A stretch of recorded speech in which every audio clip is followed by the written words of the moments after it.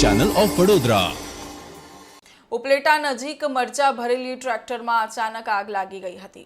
ઉપલેટા તાલુકાના કોલકી ગામના ખેડૂત મરચા લઈને વેચવા જતા હતા। ઉપલેટા પોરબંદર બાયપાસ પાસે મરચા ભરેલ ટ્રેક્ટરમાં અચાનક આગ લાગી જવાના કારણ અકબંધ છે। આ આગમાં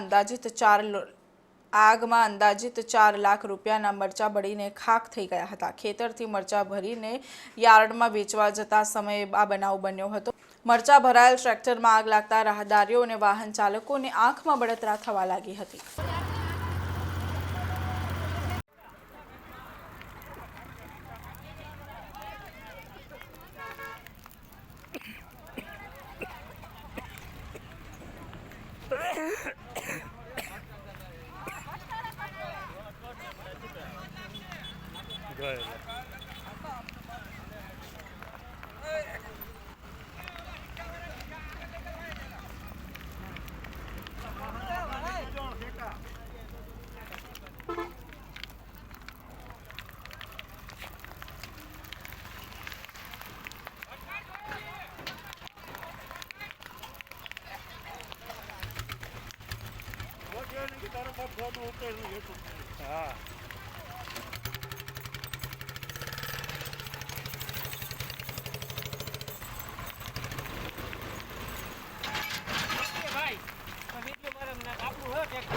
કેમ થયું